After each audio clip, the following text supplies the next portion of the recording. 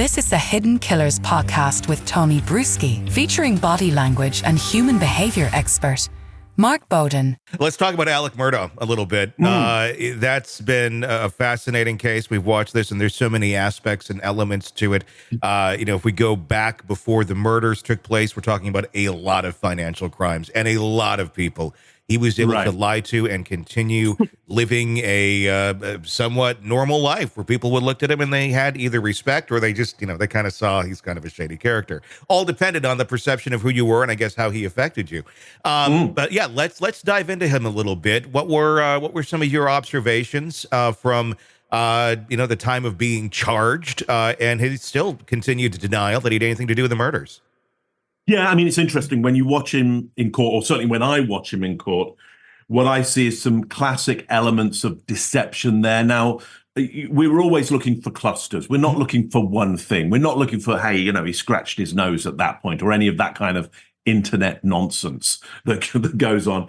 We're looking for, enough evidence that says it is so much more likely that he's being deceptive in this particular situation. And there's high risk. To this, he will, there's the potential here if he doesn't lie well, that he will spend a lot of time, in a prison somewhere. So look, we see indecisive, indirect movement when he's giving testimony in court. Think about being direct when somebody has a very clear idea of what they're saying, what happened. They can see it in their mind. Why? Because they did it. It's exactly how it turned out. And their body knows that to be true. Everything is very, very clear and direct. When there's conflicting stories, there's what they have to say went on, but then there's what's really went on. And there's the risk of, hey, people might be able to uncover that difference. Everything becomes very less fluid, it's more staccato, it's more indirect. So you see him when he's telling stories, you'll see him kind of hunched over, making himself smaller. He's a big guy, he's a massive guy, big guy, but he's used to being the big guy in the room within his group, within his society. But now he's hunched over, he's more protective, his gestures are more indirect. They're less fluid. They're more staccato. He's minimized. We get things like more vocal clicks, which are these moments where you get this sound in the mouth before he starts to say something. So we've got more stress happening there. Now you might go, well, I mean, there's a lot of stress in the court. Yes, of course. Of course there is.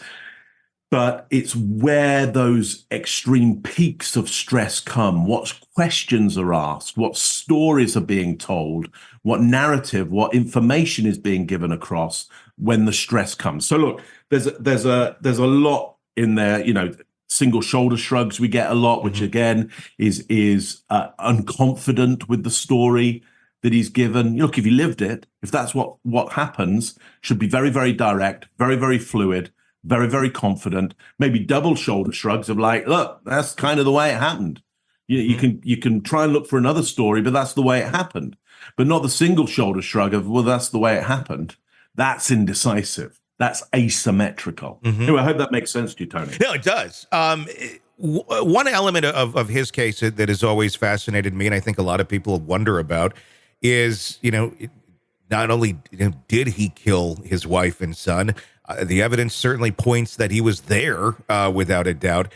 But was there somebody else involved? I mean, that's kind of the weird crux of his whole case. Of is he able, when he speaks, when he says, I don't have an exact quote in front of me, but essentially when he says, I didn't do this. This was not me. Does that read as a lie? Does it read as kind of a half-truth, like there's some knowledge that there was involvement there, or that he knew what happened, even if it wasn't him, or does it read straight out as, yeah, you did this? Well, I haven't looked at that exact moment, so I would have to look at that exact moment to go, okay, well, what's really happening there? But we've got to go, look, what's he likely to say? Is he likely to go, no, sure, you got me, I didn't? So that's unlikely. So he's going to have to answer. No, wasn't me. If he's been given some kind of plea bargain and the stress is enough, is he going to drop an accomplice in it?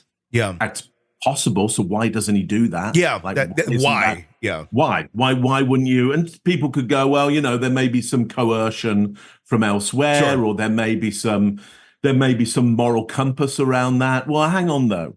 It sounds like, he's committed a number of crimes against, or certainly done things which his group, his society weren't good for them. Why suddenly is he now suddenly loyal to this one accomplice?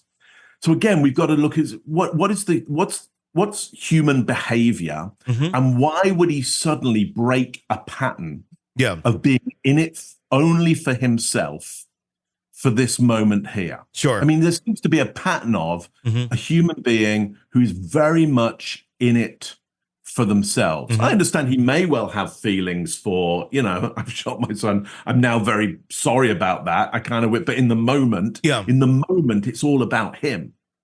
Yeah. So why in that moment of somebody going, look, did anybody do this with you? Why at that moment does he suddenly get socially aware? And go, oh no, hang on, there's a moral compass there. I mean, you don't drop your friends in it, do you? Yeah. Oh, so you do kill your family, but you don't drop your friends in it. So is it possible that there's an accomplice? Yeah. It's very possible. Probable though? Is it probable? No, it's not probable at all. Because that would be a complete break in his in his usual patterns. Now, is this the time when he does that break in his patterns? Like, why? Why this time? Why change what has clearly been going on for a long, long time with him? Has the ground really shifted underneath his feet enough that he'd go, yeah, now's the time that I break my pattern and I go, yeah, there's a whole criminal organization alongside me, which is probably one, idea out there that he's being coerced by a full criminal organization that, It's a thought. Is it possible? Probable. Probably not. We probably would have figured that out by now. Yeah. Probably not. Probably most likely he got a gun and shot both of his. Want to listen ad-free? Want advanced access to all of our interviews before anyone else?